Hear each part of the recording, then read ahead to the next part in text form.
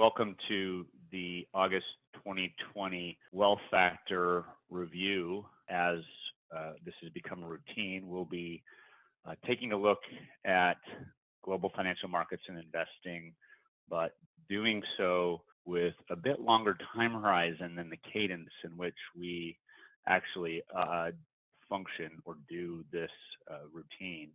Before I get too far in, a few words for compliance purposes. This call is for informational purposes only and may be recorded. Statements made during this call are the opinions of the speaker and are subject to risk and uncertainties, some of which are significant in scope and by their very nature beyond the control of WealthFactor. There can be no assurance that such statements will prove to be accurate, and actual results in future events could differ in a material way from said statement. Historical results are not necessarily indicative of future performance. My name is Bill Woodruff.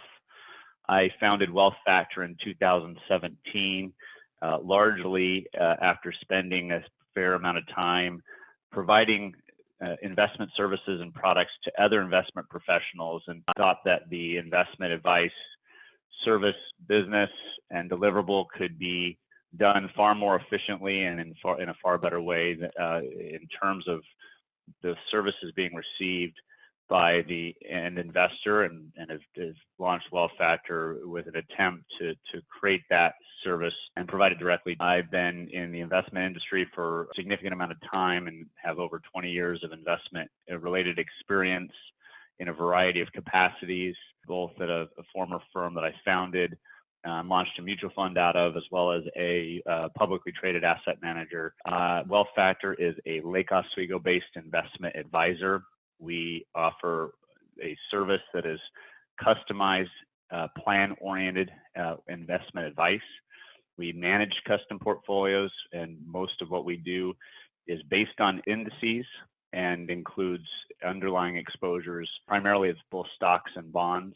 When we provide our service, the accounts are held in each client's name at an independent third-party custodian, and the unique element to our business is we provide a private client in-person service deliverable, but at a online or call center-like investment advice fee of 0.35%. WealthFactor in its approach and philosophy is centered around what we call risk smart investing, and there are three different component parts to risk smart investing. The first is portfolio smart, and this is really a reference to the structure of a portfolio and is really more about what you avoid and how you build your portfolio and how you operate than it is about what you do. And so it's my belief that investors and including professional investors should generally try to avoid strategies where picking and timing are an important part of that. I believe also that investors should generally avoid layers of management as well as complexity. All of these things will really lead to more time, energy, and therefore fees. And it's my belief that those energies are not likely to produce increased value relative to the increased fees. The second component part in risk smart investing is being fee smart. This is the concept. This is really the driving concept for WealthFactor. It's my belief that high fees force increased risk taking when you're providing an investment advice service. At some point, a high fee and that incremental additional risk that's being forced into the portfolio is not just reducing, but potentially eliminating the benefits of having a external, less emotion-linked, disciplined steward driving the investment service or the portfolio level decisions on each investor's behalf. And then the last component part for risk smart investing is tax smart. This part is often an afterthought in the investment advice industry.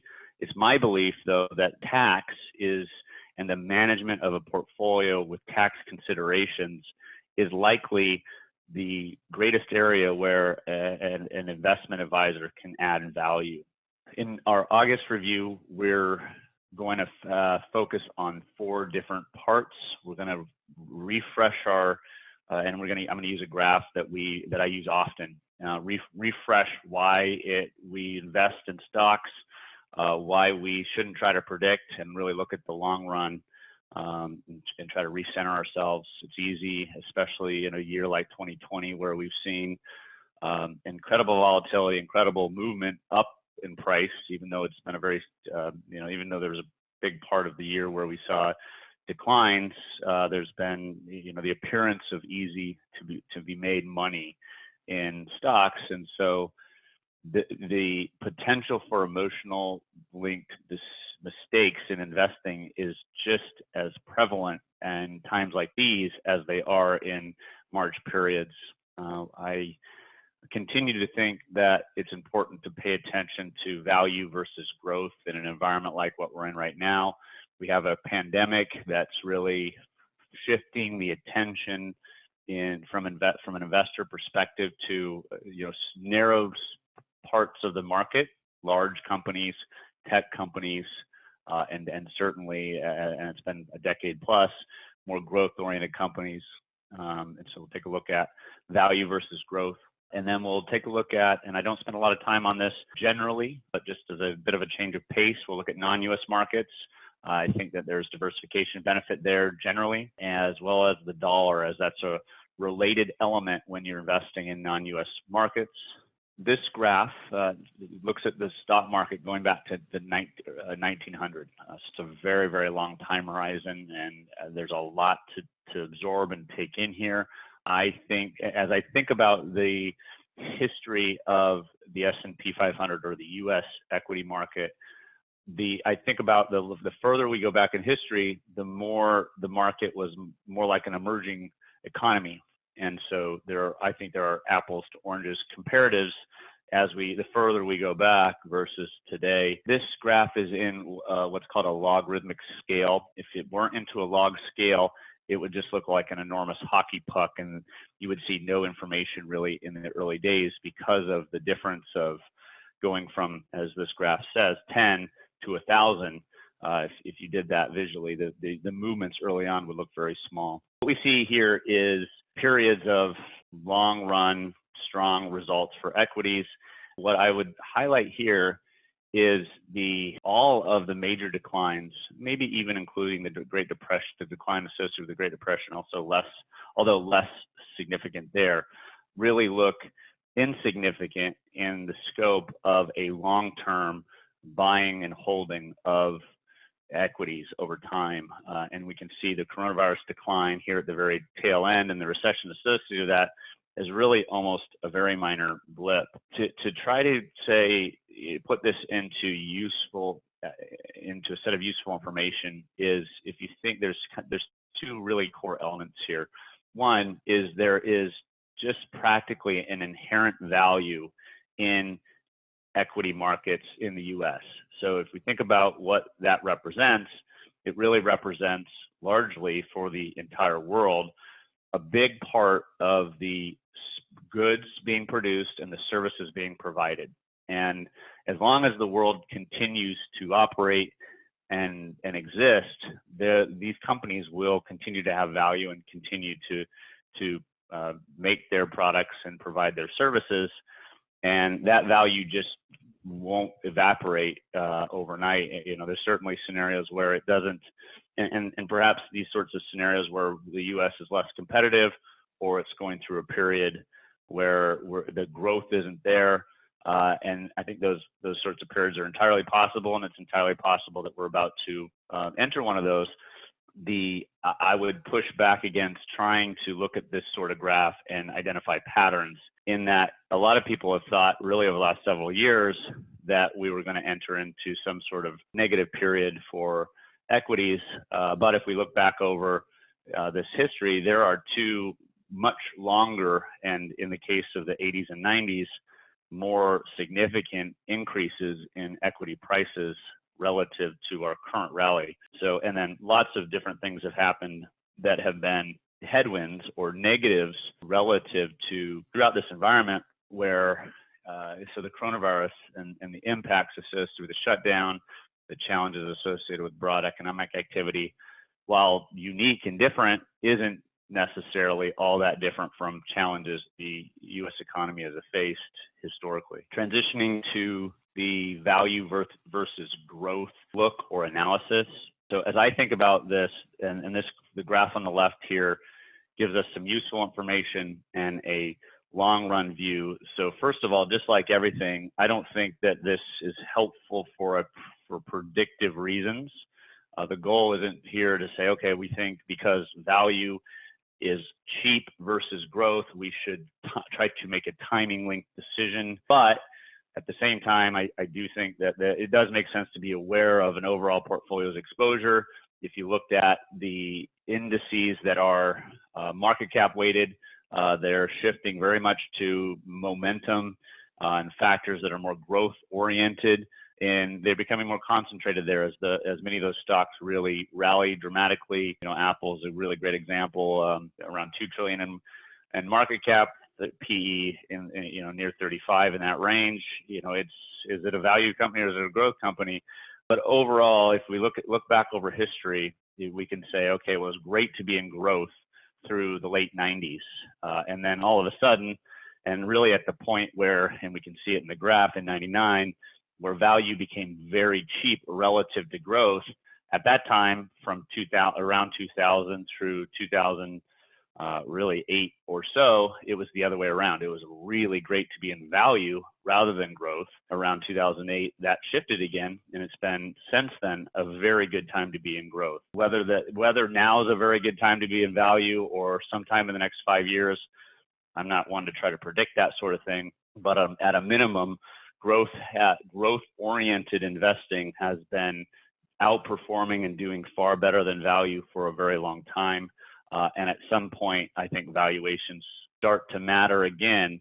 And so at a minimum, I would encourage investors to evaluate those positions and look to at least neutralize and diversify into value, not necessarily suggesting one should bet on value specifically.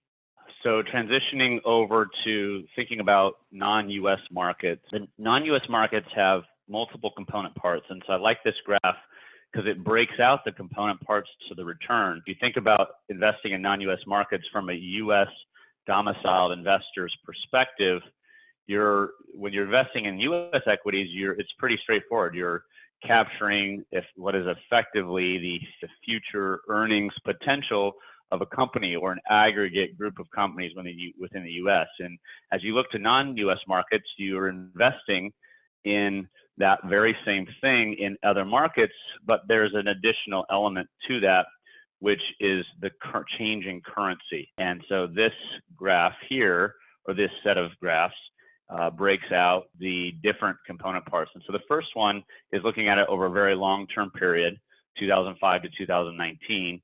You can see and it's broken out into different component parts. So the US is on here, but doesn't have the purple or currency.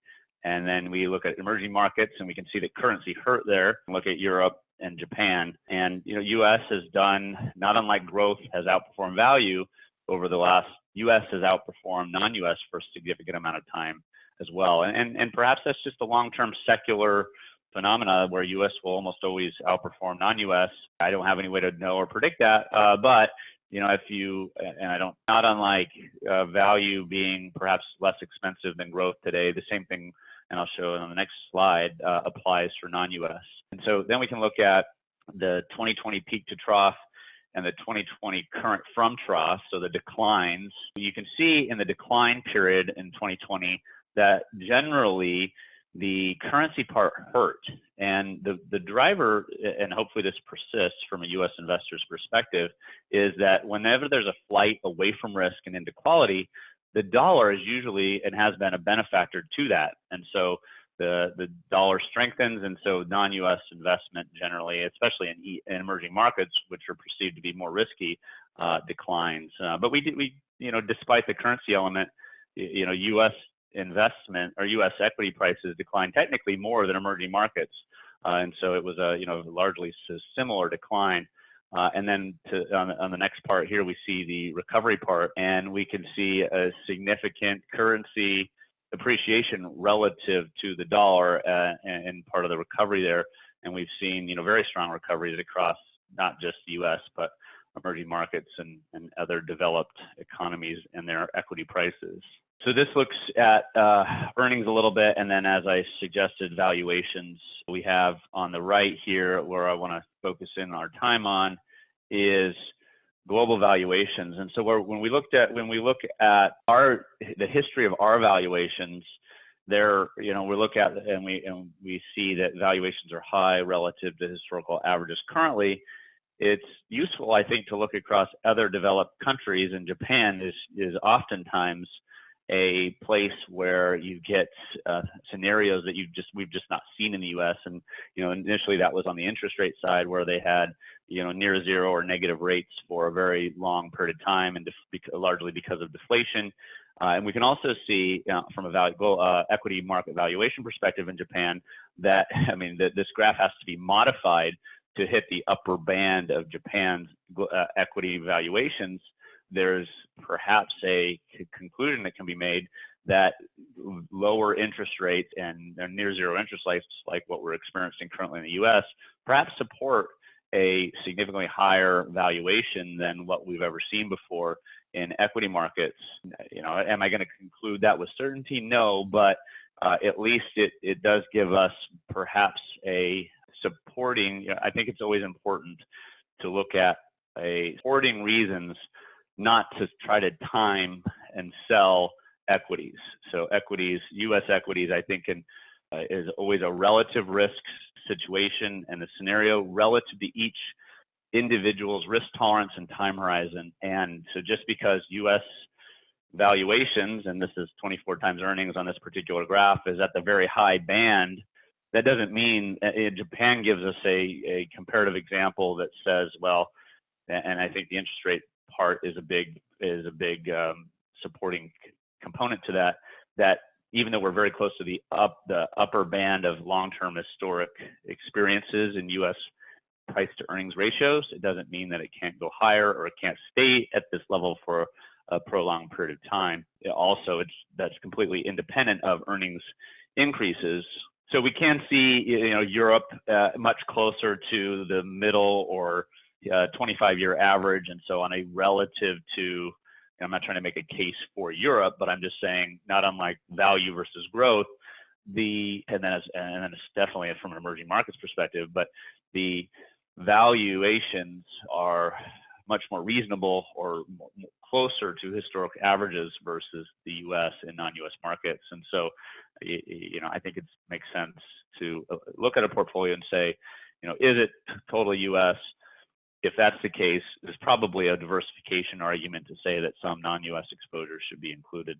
Kind of transitioning a little bit towards more of the currency component of investing in non-U.S. or international equities. And so we can look at, there have been, not unlike growth versus value cycles, where over periods of time, the dollar is appreciating versus other currencies or depreciating. There's been a lot of the media at times, I think, can be counterproductive, and it's really been a prolonged period of time, and it's really largely linked to the perceived printing by our global central bank or the Fed of dollars, and the idea that that's going to weaken the U.S. dollar, and theoretically it could, but largely our experience, if you look at this graph on the left, 73 to current, hasn't played out. There hasn't been any real material trend change in the dollar. In 1973, this dollar index was about 100. And it's not that far from 100 today. And so the idea that the dollar is weakening dramatically, the currencies are very much relative to other currencies by its very nature. The dollar we can't predict, just like anything, we can't predict the direction of the dollar or other currencies. And there's certainly things to be worried about in regards to its reserve currency status across lots of places and its use. Personally, I believe that there's room in the global economy for more than one dominant exchange, and the graph on the right side is looking at currencies and the part of that each particular year, and so you can see and its impact on equity returns. And so this is a little bit more related to the prior page, but you can see that in any given year, a fair amount of the return can be driven by the currency element of investing in equities. Dollar over time And so we can see, even though there might be some concern about the dollar and what we're doing to stimulate the economy locally, that's not really bearing out in the price of the dollar. And I think the reason for that largely is many of the other developed market global economies are dealing with the exact same thing, and many of them are stimulating in the exact same way. And so we're seeing less growth, and we're seeing less inflation or deflation across the global economies. It's not just here in the U.S. And so again, currencies are very much relative. And then we can look at, what's going to affect the dollar over time. Well, U.S. trade balance is one element, and we can really see that that's been on since the middle of the 2005, a trajectory that's headed back towards balanced in terms of our trade with other countries. Interest rate differential, which this in some ways factors in inflation as a component part, we're seeing that. We saw a real strengthening post the financial crisis, and that's, I think, a flight towards the dollar. And we can also see appreciation of the dollar largely since the financial crisis. And we've seen here real recently a reversion back towards zero in terms of the developed markets interest rates differential. So, that's really, many of the developed market economies had near zero interest rates. We saw ours tick up a little bit, and now with this recent year, we've seen ours get to historic lows, and that reversion back towards a closer parity across currencies, developed market currencies. I hope you found some of the comments useful. If you have any questions, I'm sharing my contact information here and would welcome the opportunity to connect with you. Please feel free to reach out. Hope you have a great rest of your day.